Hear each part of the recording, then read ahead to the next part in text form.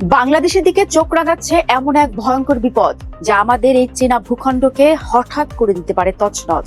পানির নিচে তলিয়ে যেতে পারে মাইলের পর মাইল ঘরবাড়ি, জমি জিরাত আবার এক ফোঁটা পানির জন্য হাহাকার করতে পারে লাখ লাখ মানুষ। সেই সাথে দেখা দিতে পারে ভাতের অভাব আর প্রাণঘাতী রোগ ব্যাধি। হ্যাঁ দর্শক, এমন এক বিপদ দ্রুত শক্তিশালী হচ্ছে যা বাংলাদেশের জন্য নিয়ে আসছে এক চরম অনিশ্চয়তার বার্তা। তবে কেবল বাংলাদেশ নয়, এই বিপদের অদৃশ্য থাবা বসতে যাচ্ছে পূর্ব আফ্রিকা থেকে শুরু করে দক্ষিণ এশিয়ার কোটি কোটি মানুষের উপর। এই মহাবিপদের নাম এল নিনো। আন্তর্জাতিক মানবিক সংস্থা ইন্টারন্যাশনাল রেস্কিউ কমিটি IRC এক সতর্কবার্তায় জানিয়েছে, এল নিনোর কারণে ভয়াবহ বন্যা, প্রাণঘাতী রোগ ব্যাধি এবং তীব্র খরার মুখে পড়ে মানবেতর মৃত্যুর মুখোমুখি হতে যাচ্ছে বিশ্বের সবচেয়ে ঝুঁকিপূর্ণ অঞ্চলের কোটি কোটি মানুষ। দর্শক, মনের প্রশ্ন জাগতেই পারে, কি এই এল নিনো আর কিভাবে জন্ম? এর জন্ম আসলে প্রশান্ত মহাসাগরে। স্বাভাবিক নিয়মে মহাসাগরের উপর দিয়ে বয়ে যাওয়া বাতাস উষ্ণ পানিকে পশ্চিম দিকে ঠেলে দেয়, কিন্তু মাঝে মধ্যে বাতাস দুর্বল হয়ে পড়ে আর তখনই ঘটে চরম বিপর্যয়।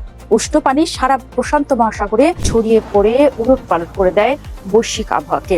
বিজ্ঞানীরা একেই বলেন এল নিনো। আবহাওয়াবিদদের মতে 1950 সালের পর থেকে এবারের এল নিনো অন্যতম শক্তিশালী রূপ নিতে যাচ্ছে, যার সবচেয়ে মারাত্মক প্রভাব দেখা যাবে অক্টোবর থেকে ডিসেম্বর মাসের মধ্যে। এর সাথে আবার যুক্ত হয়েছে ভারত মহাসাগরের তাপমাত্রার আকস্মিক পরিবর্তন, যা বিপদকে আরো বহুগুণ বাড়িয়ে দিচ্ছে। আর এই মহাসংকটের একেবারে মুখে দাঁড়িয়ে আছে বাংলাদেশ ও আমাদের প্রতিবেশীরা। বাংলাদেশের দিকে তাকালে দেখা যায় বিপদ ইতিমধ্যেই কড়া নাড়তে শুরু করেছে। জুলাইয়ের শুরুতেই কক্সবাজারের রোহিঙ্গা শরণার্থী শিবিরে ভূমিধস ও বন্যায় 15 জন প্রাণ হারিয়েছেন, বাস্তুচ্যুত হয়েছেন 10,000-এরও বেশি মানুষ।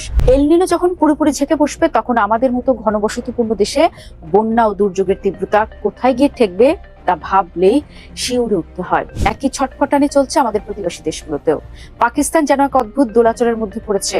সেখানে একদিকে যেমন তীব্র খরার পূর্বাভাস রয়েছে, অন্যদিকে উত্তরের পাহাড়ি এলাকায় হঠাৎ হিমবাহ গলিয়ে সৃষ্টি হচ্ছে ভয়াবহ বন্যা। আর যুদ্ধবিধ্বস্ত আফগানিস্তানের অবস্থা তো আগে থেকেই নাজুক। তাদের জন্য জলবায়ু পরিবর্তন যেন মরার উপর খাড়ার খা। যদি চোখ ফেরাই পূর্ব আফ্রিকায়, তবে দেখতে পাবো আরো এক হৃদয় বিদারক দৃশ্য। কেনিয়া, উগান্ডা এবং সোমালিয়ার মতো দেশগুলো বছরের পর বছর ধরে নানা মানবিক সংকটে জর্জরিত।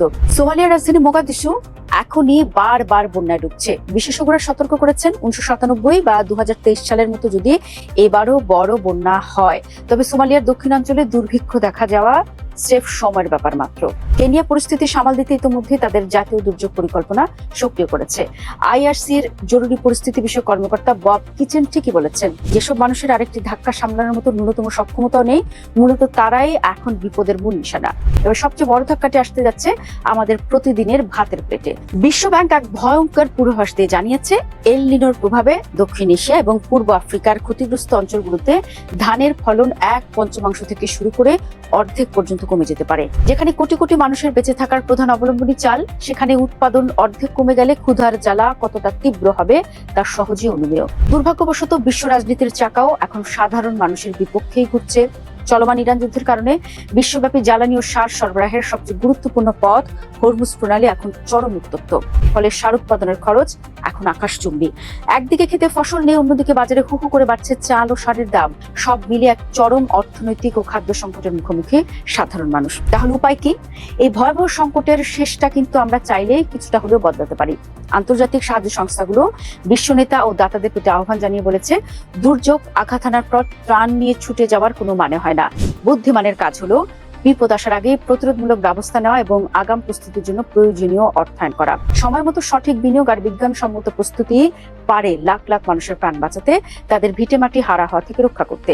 প্রকৃতির এই রুদ্র রূপকে হয়তো সম্পূর্ণ থামানো যাবে না, কিন্তু সঠিক সময়ে সঠিক পদক্ষেপ নিলে মানবিক বিপর্যয়ের ক্ষয়ক্ষতি অবশ্যই ন্যূনতম পর্যায়ে নামিয়ে আনা সম্ভব।